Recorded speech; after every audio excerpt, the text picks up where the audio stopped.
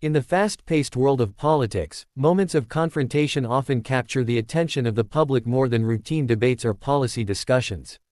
One such moment unfolded when former President Donald Trump issued a bold 24-hour demand, expecting quick compliance and control. However, his challenge met a surprising twist when Congresswoman Jasmine Crockett delivered a cold and calculated reply that not only defied his expectation but also left him visibly stunned. This incident is more than just a clash of personalities, it symbolizes the growing resistance against political intimidation, the rise of outspoken leaders who are unafraid to push back, and the shifting dynamics of power in modern American politics. By examining this exchange, we gain insight into the nature of leadership, the art of strategic communication, and the resilience required to stand firm under pressure. Standing firm against political intimidation is one of the most defining qualities of strong leadership, especially in times when public figures often face relentless pressure, scrutiny, and direct challenges to their credibility. In the realm of politics, intimidation can take many forms. It may arrive as threats of exposure, public humiliation, manipulation of power, or demands designed to provoke submission. The true strength of a leader is tested not in how they avoid conflict but in how they face it with composure, confidence, and conviction. When someone refuses to bow down under pressure, it sends a message far beyond the immediate interaction. It speaks to their character, their sense of justice, and their willingness to defend principles even at personal risk. Standing firm becomes more than a response, it transforms into a symbol of resistance that resonates with audiences, inspires supporters, and often shifts the balance of political narratives in ways that words alone cannot achieve. In the case of leaders who have stood their ground, history offers countless examples of how refusing to be intimidated carved a path toward respect and credibility. Figures who remain steady in the face of adversity tend to earn admiration not because they are immune to fear but because they act despite it.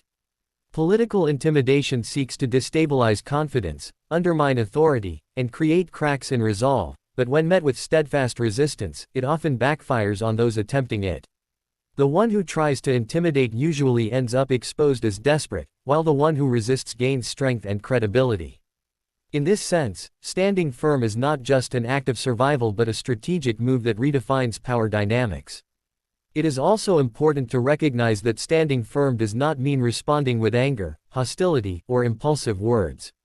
True firmness is demonstrated through control, calmness, and calculated responses. When someone under attack remains unshaken and composed, it disarms the aggressor. Intimidation thrives on reaction, it loses its power when the target refuses to give it the satisfaction of fear or retreat. This is why the cold, deliberate response of a political figure in such situations often shocks their opponent. The shock comes not just from the words chosen but from the fact that the anticipated reaction, whether panic, silence, or compliance, never arrives. This ability to hold ground under the weight of expectation is what separates leaders who merely react from those who truly lead. Another dimension of standing firm is the inspiration it provides to others who may themselves be under pressure. Politics is rarely a solitary field. Every leader represents a community, a group of supporters, or an ideology that depends on them to stand strong. When a leader refuses to be intimidated, it emboldens those who look to them for guidance. People see in their resolve the possibility of their own empowerment, and this ripple effect strengthens collective resistance against unfair power. In many ways, the act of standing firm is contagious. It spreads confidence, motivates action, and fosters a culture where intimidation becomes less effective because more people refuse to submit to it. The psychology of intimidation also plays a crucial role in understanding why standing firm is such a powerful countermeasure. Intimidators rely on fear, uncertainty, and the perception of dominance. They often use loudness, deadlines, or exaggerated consequences to create the illusion of control. But these tactics lose their sting when they are exposed as empty or manipulative. A leader who recognizes these psychological tools can strip intimidation of its power simply by not acknowledging it as legitimate. By treating the attempt as insignificant or unworthy of fear, they demonstrate strength that goes beyond words, showing that their foundation is built on principles, not pressure. This subtle yet profound shift in perception can leave the aggressor not only shocked but also weakened, because their method of influence has failed. Beyond individual encounters, the broader implications of standing firm against intimidation reach into the structure of democracy itself. A healthy democracy depends on leaders who do not allow fear or pressure to dictate their decisions. When intimidation succeeds, it erodes trust, silences dissent, and distorts decision-making. But when it fails, it strengthens democratic institutions by proving that leaders can resist manipulation and stand for truth, fairness, and justice. This is why such moments, though often seen as personal clashes, actually hold great significance for the entire political system. They remind citizens that leadership is not about yielding to power but about confronting it with integrity. Standing firm also highlights the importance of preparation and self-awareness. Leaders who know their values and priorities are less likely to be shaken when faced with intimidation. They are grounded in a sense of purpose that external pressure cannot easily disturb. This inner strength allows them to navigate challenges with clarity, rather than getting swept up in the emotions of the moment. Their ability to project calmness and authority, even under attack, stems from this foundation of self-knowledge. And it is this very quality that audiences find both inspiring and reassuring, because it signals that their leader cannot be bought, silenced, or coerced. At the same time, standing firm is not without cost. Those who resist intimidation often face backlash, criticism, and heightened attacks. Yet, paradoxically, these costs frequently contribute to strengthening their public image. The more pressure they withstand, the more resilient they appear. The more they are targeted, the more their refusal to give in becomes a badge of honor. Supporters rally behind such figures not only because of the stance they take but also because of the courage it represents. This courage turns into a powerful narrative that frames the intimidator as weak and desperate, while elevating the one who stands firm as principled and strong. In the modern political landscape, where social media magnifies every confrontation, the act of standing firm becomes even more influential. Audiences witness the exchange in real time, analyzing tone, expression, and language. A calm, unwavering reply can spread rapidly, reinforcing the leader's reputation as someone who cannot be pushed around. It shapes public perception instantly, often overshadowing the original attempt at intimidation. What was intended to weaken becomes a catalyst for visibility and influence, ensuring that the message of resistance travels farther than the message of dominance.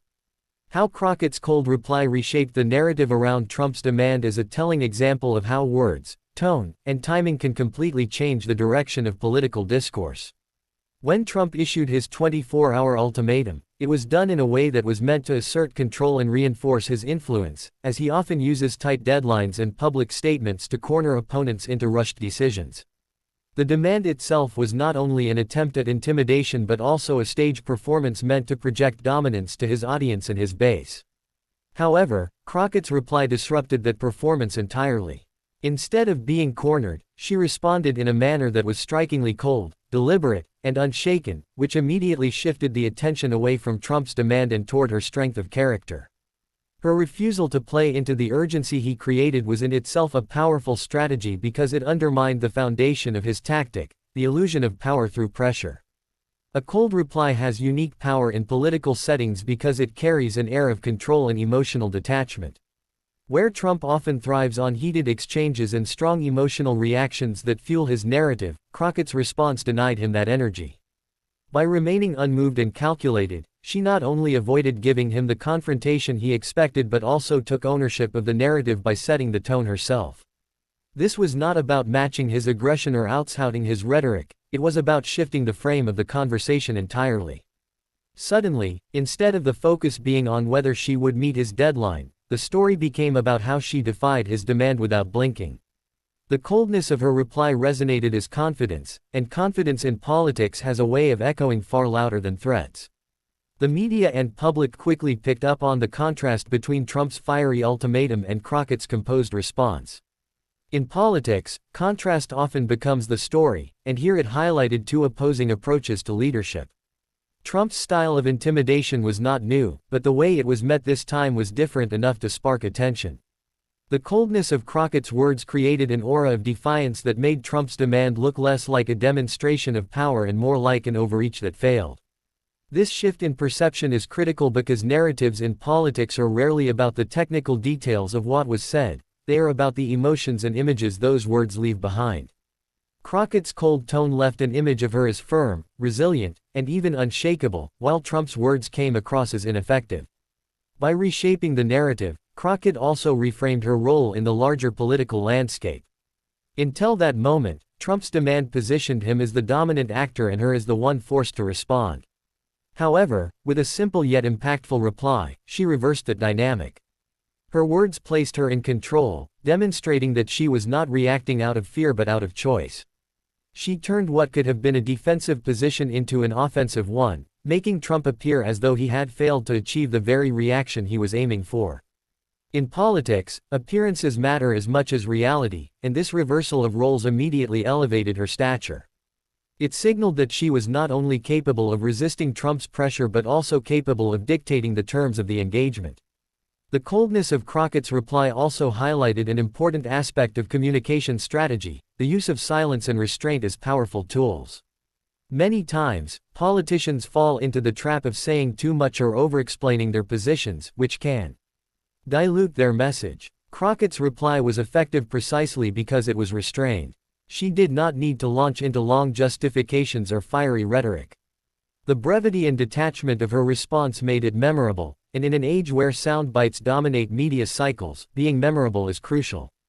Her cold tone cut through the noise and provided a striking moment that stood out against the backdrop of constant political chatter. Furthermore, the narrative shift extended beyond just Trump and Crockett. It rippled through the broader public perception of how leaders handle confrontation. For Trump's supporters, the demand may have initially looked like a show of strength, but when the reply came, it forced even them to reckon with the fact that his usual strategy had met resistance that could not be easily dismissed. For Crockett's supporters, the reply was more than just defiance, it was validation that their leader could withstand pressure and remain composed under fire. For neutral observers, it became an example of how power is not always about loudness or dominance but sometimes about subtlety and control. Each of these perspectives contributed to reshaping the story in a way that elevated Crockett and weakened Trump's stance. The reshaping of the narrative also demonstrates how political battles are not only fought in formal arenas but also in the court of public opinion. What gets remembered is not always the demand itself but the reply that followed. Crockett's cold response will likely be cited as an example of how to handle intimidation long after the details of Trump's ultimatum fade from memory. This is because her reply had symbolic weight. It stood for the broader idea of resisting pressure and maintaining dignity in the face of provocation. In a political climate where many fear being targeted or silenced, such moments serve as a reminder that firmness and composure can disarm even the most aggressive tactics. Her reply also challenged Trump's established narrative style, which often relies on creating spectacles that dominate the news cycle. By refusing to play into his spectacle, she disrupted the rhythm of his strategy. Instead of the news being about what Trump demanded, it became about how she responded. This subtle but significant shift robbed him of the spotlight he intended to hold and handed it to her. In effect, she demonstrated that the one who controls the narrative is not always the one who initiates the confrontation but the one who concludes it with impact. The coldness of her reply functioned as that conclusion, sealing the exchange on her terms. In the broader scheme of things, Crockett's reply may also influence how others approach similar encounters in the future. Politicians observing the exchange can see the effectiveness of calm, calculated responses over heated arguments or panicked compliance. It sets an example of how to not only survive intimidation but also transform it into an opportunity to strengthen one's image. The narrative that emerged from this incident is not just about Trump's failed attempt to intimidate but about Crockett's ability to redefine the conversation entirely. It shows that political narratives are malleable, and with the right words delivered in the right tone, even a moment designed to weaken can be turned into a moment of empowerment. The importance of resilience and bold communication in leadership is often underestimated, yet it is one of the most critical elements that determine how effective and enduring a leader can be. Resilience is the ability to endure pressure, criticism, setbacks, and direct attacks without losing focus or compromising one's core values. In politics, resilience is not just a personal trait, it is a necessity because leaders are constantly under scrutiny from opponents, the media, and the public. Without resilience, even the most talented and visionary individuals can falter when confronted with adversity. Coupled with bold communication, resilience becomes a force that not only helps leaders withstand challenges but also allows them to turn those challenges into defining moments that strengthen their standing. Leaders who embody both resilience and bold communication gain an aura of authority that makes them difficult to silence, manipulate, or overshadow. Resilience in leadership goes beyond simply enduring hardships. It is about responding in a way that reflects strength and purpose. When a leader faces attacks or intimidation, the natural instinct might be to retreat, soften their stance, or avoid confrontation. But resilience demands the opposite: to stand firm, adapt, and show consistency despite external pressures. This creates a sense of reliability that people can trust. Followers look to leaders not because they expect them to be perfect but because they expect them to withstand storms and still guide them forward. When a leader shows resilience, it reassures their supporters that their cause is not fragile and that setbacks will not lead to surrender. This psychological bond is powerful, especially in a polarized political environment where people seek figures who can weather constant challenges without breaking. Equally significant is the role of bold communication. Words shape perception, and in politics, perception often becomes reality. A leader who communicates boldly can cut through noise, dismantle intimidation, and leave a lasting impression that resonates beyond the moment. Bold communication does not mean reckless statements or careless rhetoric. It means speaking with conviction, clarity, and courage. It involves saying what others may hesitate to say, challenging power dynamics openly, and doing so in a way that cannot be easily ignored. When a leader combines resilience with bold words, they transform adversity into a platform for influence. Their message does not just defend them from attacks but also advances their cause by demonstrating that they will not be silenced or diminished. In moments of confrontation, the interplay between resilience and bold communication becomes most visible. Resilience allows a leader to stay calm, measured, and unflinching, while bold communication ensures that their response is impactful and memorable. For instance, when someone like Trump issues a demand designed to intimidate, a resilient leader does not panic or crumble under pressure. Instead, they remain grounded. Then, through bold communication, they deliver a response that does not just resist the intimidation but redefines the encounter itself. This dual strength transforms a potentially damaging situation into an opportunity for empowerment. It demonstrates that resilience is the shield and bold communication is the sword, both necessary for navigating the battlefield of politics. The importance of resilience also lies in the way it builds long-term credibility. Political battles are not won in a day, they are the accumulation of many moments where character is tested. Each time a leader shows resilience, they add to a record of trustworthiness. People remember not only what leaders say but also how they carry themselves under fire. If a leader consistently demonstrates the ability to rise above intimidation, they become associated with stability and courage. On the other hand, those who falter quickly or retreat in the face of adversity lose that credibility, and rebuilding it becomes difficult. This is why resilient leaders are often admired even by those who disagree with their politics. The quality of enduring without breaking commands respect across divides. Bold communication plays a parallel role in shaping reputation. Leaders who are willing to speak boldly earn a reputation for honesty, fearlessness, and authenticity. Their words may be polarizing, but they are rarely forgettable. In an age where sound bites dominate media cycles and public attention is fleeting, being unforgettable is an asset. Bold communicators stand out, and their statements echo long after the immediate moment has passed. This does not mean they must always be provocative, but it does mean that their words carry weight, intent, and confidence. When delivered alongside resilience, bold communication ensures that their message is not just heard but also respected and remembered. Another dimension of resilience and bold communication in leadership is the inspiration it provides to others. Leaders are not only responsible for themselves, they embody the hopes, fears, and aspirations of those they represent. When a leader shows resilience, it gives courage to those who may feel powerless under similar pressures. When they communicate boldly, it gives voice to those who may feel unheard or silenced. Together, these qualities create a ripple effect that extends beyond the individual, influencing communities, movements, and even nations. People rally behind leaders who show they can endure and speak boldly because it reminds them that their own voices and efforts matter too. It is also important to understand how resilience and bold communication protect democracy itself. Political intimidation thrives when leaders are easily silenced or when voices of dissent are suppressed. But resilient leaders who speak boldly ensure that intimidation loses its grip. They prove that power cannot dictate truth and that fear cannot replace conviction. This preservation of open dialogue and fearless expression strengthens democratic culture, as it encourages others to speak up without fear of being crushed by stronger voices. In this way, resilience and bold communication are not just personal assets, they are pillars of democratic survival. Furthermore, resilience requires a balance between inner strength and adaptability. Leaders must not only endure but also evolve when circumstances demand it. Resilience is not stubbornness, it is the ability to bend without breaking. Similarly, bold communication requires wisdom in choosing words that strike with impact but avoid unnecessary recklessness. The most effective leaders are those who combine resilience with strategic boldness, ensuring that their strength is not wasted on pointless fights but directed toward meaningful, transformative moments.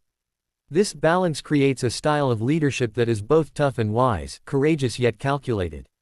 In the modern age of politics, where social media magnifies every word and action, resilience and bold communication have become even more crucial. A leader's every move is dissected, criticized, and shared instantly. Without resilience, the constant scrutiny could overwhelm even the strongest figure. Without bold communication, their message risks being drowned out in the endless flood of voices. Together, these qualities provide a survival mechanism as well as a path to influence. Resilience shields them from the destructive weight of criticism, while bold communication ensures their message cuts through and defines the moment.